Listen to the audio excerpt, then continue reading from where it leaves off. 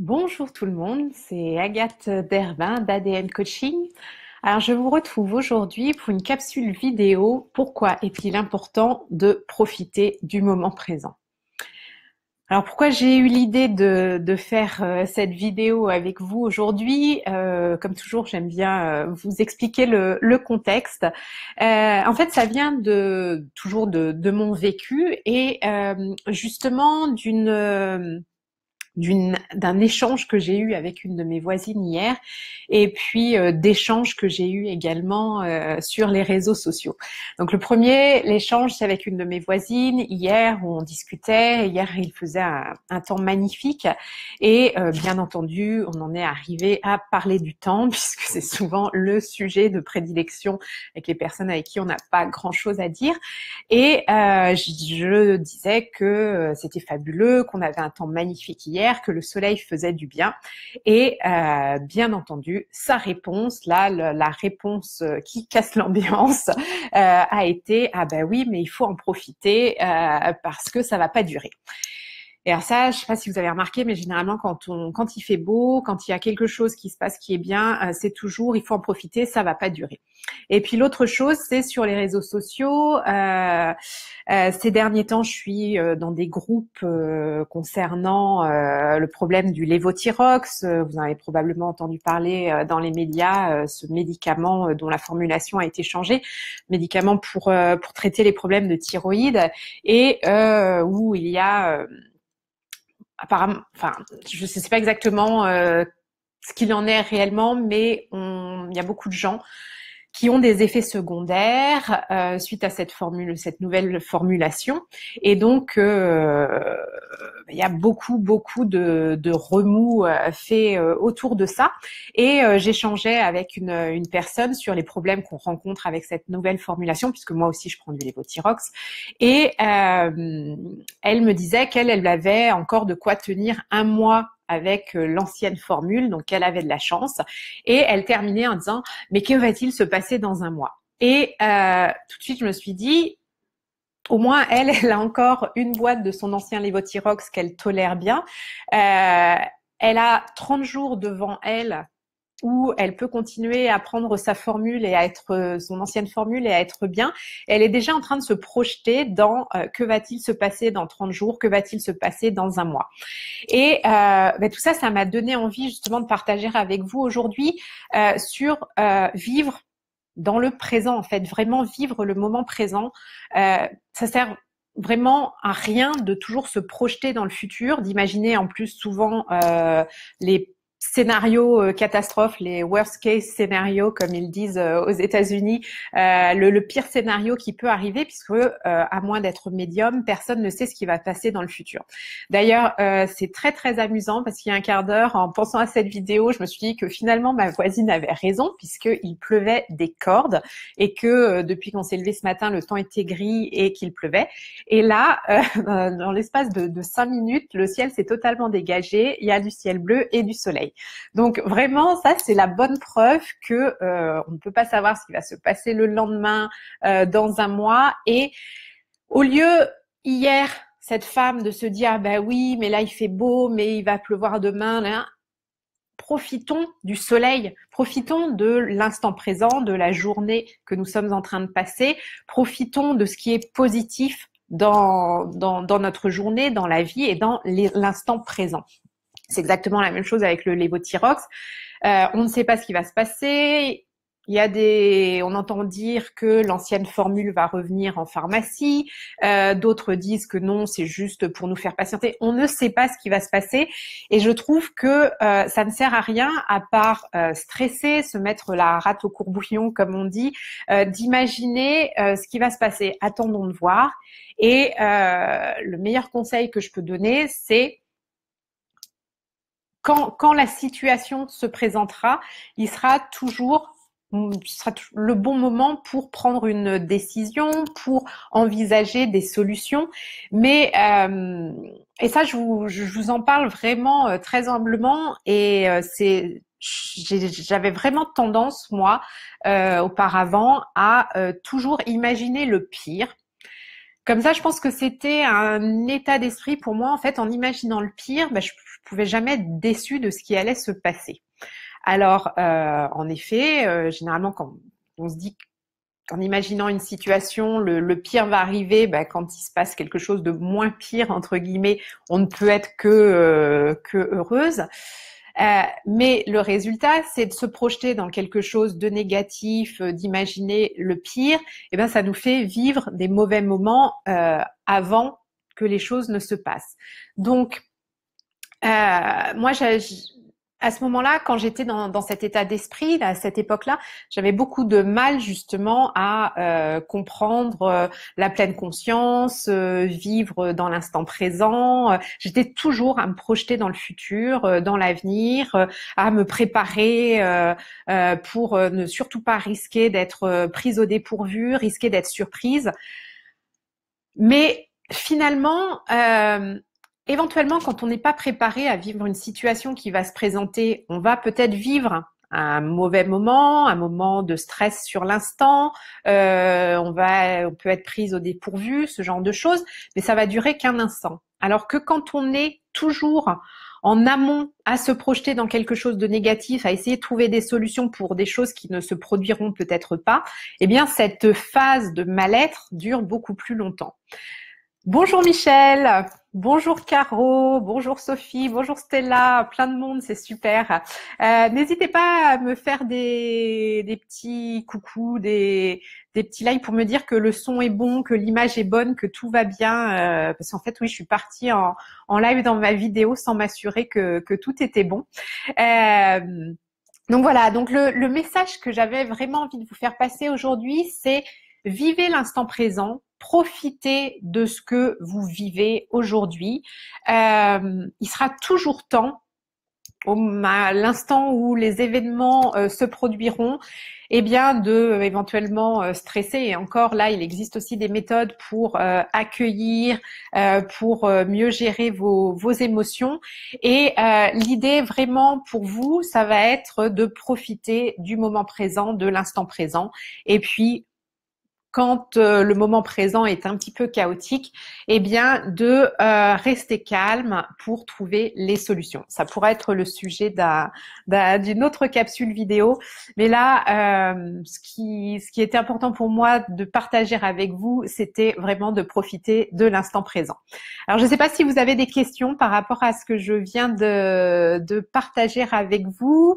Alors Michel me dit tout est impec, j'adore ton discours ce matin, c'est une quête pour moi que de vivre dans l'instant présent et donc me mettre en mouvement.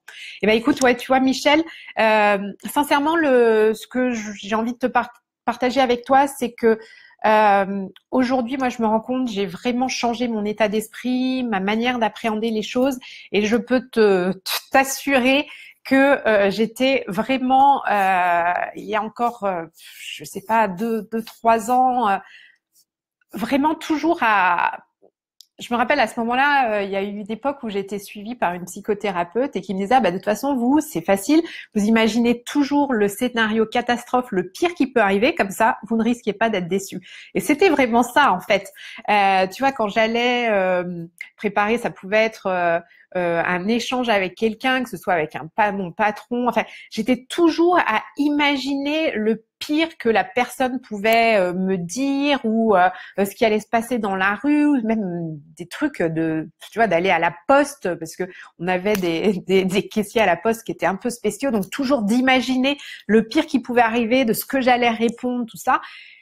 Et ça me faisait vivre, en fait, c'est pas de l'angoisse, mais vraiment une situation de mal-être quasiment permanent. Et finalement, quand tu abordes les choses différemment, en étant dans l'instant présent, en changeant aussi ta manière d'être, de te présenter, parce que généralement, quand tu appréhendes justement ce qui va se passer, eh bien, ça se sent. Tu dégages une énergie qui est plutôt négative, tu vas être tendue, tu vas être moins souriante et du coup, le scénario catastrophe que tu imaginais a beaucoup plus de risques justement de se dérouler comme tu l'appréhendais parce que en fait, tu vas te mettre dans un état qui va faire que les choses vont avoir plus de risques de se passer comme ça.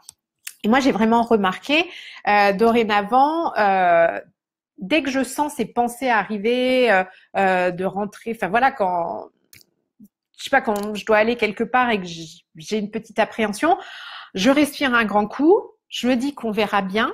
Et puis la solution, parfois aussi, enfin ça fonctionne vraiment très bien. D'ailleurs, il y a un psychologie positive dans le titre, je crois, le pouvoir du sourire. Et bien en fait, quand tu rentres quelque part en étant bien, en souriant, en regardant la personne dans les yeux, même si la personne est quelqu'un de négatif, de mal luné, de désagréable, eh bien, ça va désamorcer aussi sa mauvaise humeur, sa négativité, et généralement, ça aide justement à ce que la situation se passe le mieux possible. Alors parfois, c'est difficile, il faut prendre sur soi, on n'est pas toujours nous-mêmes dans des bonnes conditions, mais sincèrement, moi, j'ai remarqué je pense que je vais faire aussi une capsule vidéo là-dessus sur le pouvoir du sourire et justement d'essayer au contraire de se projeter en se disant que on va espérer que la situation va se dérouler le mieux possible. Caro, pour vivre l'instant présent le mieux que je puisse, je m'inspire de la philosophie du bouddhisme zen qui requiert de vivre chaque instant en pleine conscience, mais c'est dur. C'est tout à fait ça, hein, de toute façon, Caro. Je te rejoins tout à fait. Moi aussi, je lis beaucoup de bouquins là-dessus. Entre autres, là, il y en a un que j'ai pas terminé, mais que j'adore, d'Eckhart Tolle. Je crois que c'est le pouvoir du moment présent. J'ai un trou, mais et en effet, c'est toujours le message qu'ils font passer. Donc, c'est le bouddhisme aussi.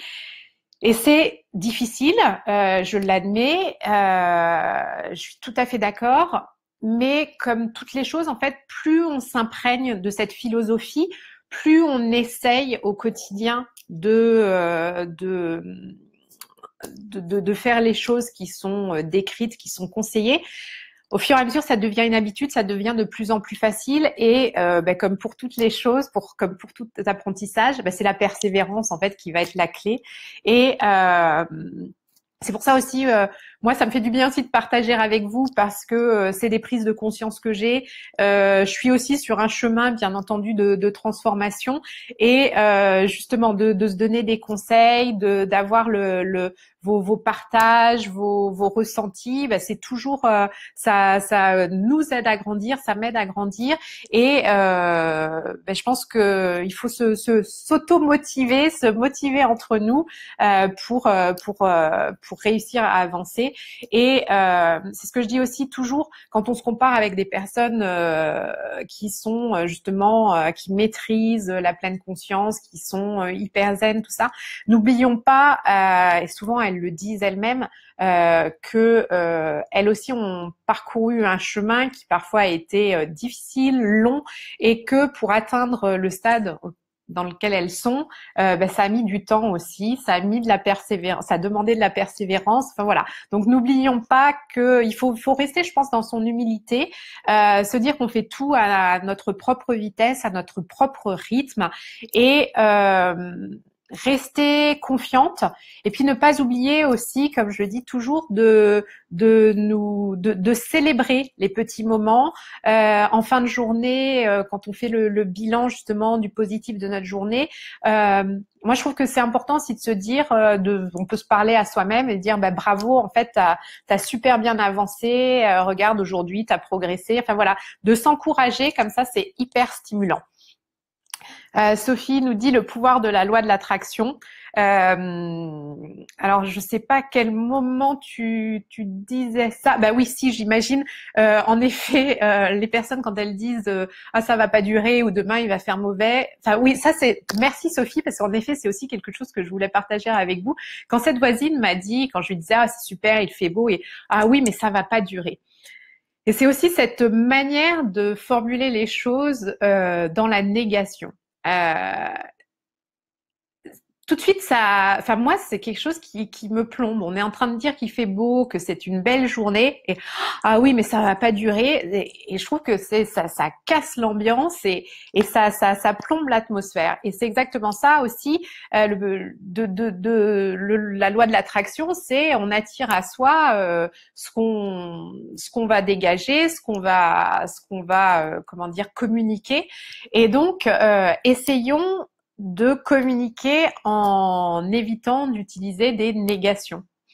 Voilà, donc ça, je pense aussi que tu as peut-être dit ça, Sophie, quand je parlais aussi, quand on arrive dans un endroit et en espérant que les choses vont bien se dérouler, le pouvoir de la loi d'attraction a plutôt tendance à faire que si on le veut très fort et qu'on a imaginé un scénario positif, le scénario positif a plus de chances de se dérouler. Voilà, Sophie me dit que c'était tout à fait ça. Et Alessia me dit, oui, ça coupe la chic. Ah oui, moi, et je suis enfin, c'est assez amusant, mais dans mon voisinage, il y a pas mal de personnes qui ont cette tendance, justement, alors déjà à parler de la pluie et du beau temps, plutôt de la pluie. Et puis à être toujours dans le négatif, à se projeter. En plus, j'ai envie de dire, la météo, sincèrement, même quand on regarde les prévisions, ça change tous les jours. Enfin, moi, je me rappelle quand on est parti en vacances cet été, on partait en Bretagne les 2 dernières semaines d'août. Quand j'ai regardé la météo avant de partir, d'ailleurs, on est parti avec des cirés, des pulls en prévision. Il devait faire froid, il devait faire mauvais temps. Et moi, tous les soirs, je me disais non, je demandais aux anges, à l'univers, non, faites qu'il fasse beau, qu'on ait du beau temps, qu'on puisse profiter de la mer. Et on a eu 15 jours de temps magnifique. On a même eu du 30 degrés, du 32 degrés. On a juste eu quand même 1 jour et demi où il a plu et il a fait plus froid. Mais nous n'avons pas utilisé nos pulls, tout ça. Et en fait, voilà, j'ai envie de dire, quand on regardait les prévisions et même quand on était sur place, ils prévoyaient pour la semaine suivante de la pluie et le temps a changé, les météos, enfin non, c'est pas que le temps a changé, c'est que les prévisions météo n'étaient pas les bonnes. Donc arrêtons de focaliser sur le négatif. Ça rejoint tout à fait la capsule vidéo que j'ai faite en m'inspirant du livre Adultère de Paulo Coelho, qui dit, ou à un moment, l'héroïne dit l'auto-négativité, l'auto-négativité s'entretient. Je sais plus quelle est la formule exacte, mais qu'en fait, l'auto-négativité entretient la négativité. Donc, essayons d'être le plus positif possible et la vie sera d'autant plus belle et d'autant plus joyeuse. Parce que c'est ça aussi, ajoutons de la joie dans notre quotidien. Ça ne peut être que positif. Voilà. Donc, autre Sophie qui me dit, et comment répondre à ces négations quand déjà vous vous obligez à sourire, c'est plombant. Alors ça, Sophie, je te rejoins totalement. Moi, ça a tendance à me crisper parce que déjà que tu es dans l'effort de la conversation et que tu essayes toi-même d'être positive et qu'en plus la personne que tu as en face de toi commence là-dessus. Alors avant, moi, j'avais tendance à me dire ça sert à rien à écourter la discussion et puis même après à éviter la personne, ce qui n'est pas la solution. Et aujourd'hui, moi, ce que j'essaye de faire dans ces cas-là, c'est quand la personne me répond comme ça, c'est de sourire et de dire ah oui, on ne peut pas savoir, mais profitons là, regardez, il fait beau, c'est bon pour le moral. En fait, moi, ce que j'essaye de faire, c'est détourner la discussion et de revenir sur le positif, même si c'est pas passionnant, mais de revenir sur le positif, sur ce que j'avais dit au départ ou ce qui était le sujet et qui va nous permettre d'éviter la négativité. Puis tu le remarqueras, Sophie, généralement, quand tu fais ça, finalement, les personnes, c'est rare qu'elles retournent dans le négatif. À part certains cas désespérés, j'ai envie de dire. Mais ça peut être un bon exercice. D'ailleurs, on le voit souvent avec les enfants. Sophie, en plus, tu dois souvent avoir eu ce type de situation. C'est où ils tournent en boucle sur du négatif. Et moi, je m'entraîne pas mal avec mon fils aîné, où des fois, quand il est dans le négatif, c'est difficile de le faire sortir de cet état d'esprit. Et là encore, c'est la persévérance, c'est essayer de trouver justement des choses qui vont distraire la personne, mais donc des choses positives pour les faire switcher en mode positif elle-même. Mode positif elle-même. Voilà, bonne stratégie à utiliser. Ben voilà. Voilà, bah écoutez, je ne sais pas si vous avez... Ah bah tiens, Alessia nous dit aussi ma stratégie, accueillir ça avec un sourire et enchaîner avec un truc positif. Bah tu vois, j'avais pas lu, mais c'est exactement ce que je viens de dire. Donc bah, Sophie, ça répond aussi à ta question. Donc ouais, je pense le sourire et puis enchaîner sur du positif. En fait, c'est toujours la même chose. Quand vous êtes entouré de personnes négatives, il ne faut surtout pas que le négatif vous atteigne. Restez dans votre positif, dans votre positivité. Et ne vous laissez pas atteindre par le négatif. L'idéal, c'est au contraire que votre positif déteigne sur les personnes négatives. C'est aussi la même chose avec les couleurs. Moi, j'aime bien dire que quand je mets des couleurs, c'est pour déteindre sur les personnes qui m'entourent, sur mon entourage. Donc, voilà, Sophie, tu dis toujours le verre à moitié plein. Alessia, les kiffs aident aussi. Ben voilà, c'est ça. C'est la méthode des 3 kiffs aussi. Moi, c'est ce qu'on fait tous les soirs au dîner avec mes enfants, avec mon compagnon. On a mis ça en place et d'ailleurs, les enfants maintenant le demandent quand on n'y pense pas. C'est les 3 kiffs, c'est positiver sur les 3 moments les meilleurs de notre journée. Et vraiment, l'idée, c'est de rester sur le positif en fin de journée plutôt que de voir les aspects négatifs de la journée. Michel, autant dans la vie privée, cela me semble simple, mais dès qu'il y a du pro, oups, il y a toujours le oui, mais si. Alors, je suis pas certaine de comprendre. Est-ce que c'est par exemple quand tes clients qui te donnent du négatif ou quelque chose de... par exemple, tu attends un contrat et le contrat n'arrive pas. Est-ce que c'est ce genre de choses, Michel? Parce que c'est assez amusant, justement, s'il va y avoir des personnes qui vont avoir plus de facilité à rester positives dans leur travail que dans la vie privée et le contraire. Donc, c'est intéressant. Donc, Michel, si tu peux nous préciser, et si vous avez d'autres questions dans les choses à mettre en place. Alors, j'imagine que tu veux dire quand tu as prévu de mettre quelque chose en place et que tu as des obstacles qui se mettent sur ton chemin. J'imagine que c'est ça, Michel. Alors oui, c'est comme toujours, c'est déstabilisant. Euh, Ce que j'ai envie de te dire dans ces cas-là, c'est toujours quand tu te fixes un objectif professionnel, il est important de te donner une deadline, bien entendu, et puis aussi en amont de réfléchir justement aux obstacles que tu risques de trouver sur ton chemin. Euh, donc là, en effet, ça, c'est un petit peu contradictoire avec ce que je disais auparavant, à ne pas se projeter dans le négatif. Mais quand même, c'est dans les méthodes de coaching, c'est ce qu'on nous apprend à faire et à utiliser.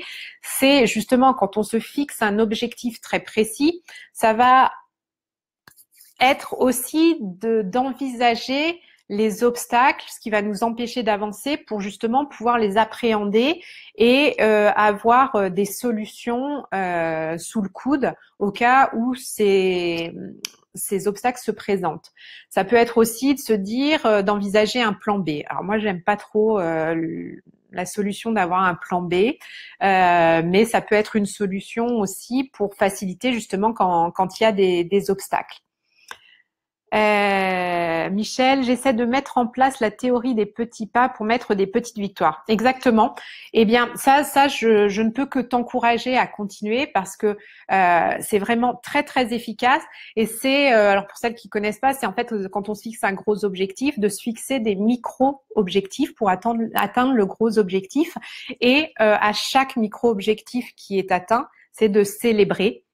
Et puis de se féliciter et ainsi de s'encourager pour l'étape suivante. Sophie dit anticiper les grincheux, nettoyer son environnement, s'entourer des personnes qui nous inspirent et nous font avancer, et les micro-actions. Voilà, tout à fait. Et ça, toujours, je le disais encore dans ma capsule vidéo hier, et ce que Paulo Coelho disait aussi, notamment quand on est soi-même un petit peu borderline, pas toujours dans un état d'esprit super positif, essayons de ne pas non plus nous entourer de personnes négatives. Ce que je disais hier, moi, où j'étais pas au top hier matin, et puis en fait d'échanger avec des personnes positives, qui vont de l'avant, qui sont pleines d'entrain, et ben en fait leur énergie positive a déteint sur moi et ça m'a fait déborder d'énergie moi-même. Et c'est toujours la même chose lors d'une transition de carrière, une reconversion professionnelle, quand on envisage des nouvelles choses, il y a toujours des personnes qui vont être là pour nous encourager, puis d'autres qui vont nous dire ça fonctionne pas, qu'est-ce que c'est que cette idée, mais t'es folle. Et dans ces cas-là, vous n'êtes pas obligé de couper complètement les ponts avec ces personnes-là. Mais en tout cas, essayez de les voir le moins possible pour surtout ne pas vous laisser décourager par ce que ces personnes ont à vous dire. Croyez en vous, en vos projets et entourez-vous de personnes qui croient en vous. Michel, Sophie, tu as tout à fait raison. J'ai nettoyé dans mon entourage et je vois déjà la différence et j'adore ça. Exactement. Et en plus, quand on se met soi-même dans une dynamique positive, je sais pas si tu l'as remarqué, Michel, mais moi, c'est vraiment ce qui est arrivé. En effet, j'ai des amis que je vois plus du tout ou moins. Et puis, il y a de nouvelles personnes qui sont arrivées justement dans mon entourage et qui sont dans la même énergie, sont dans le même état d'esprit et c'est fabuleux.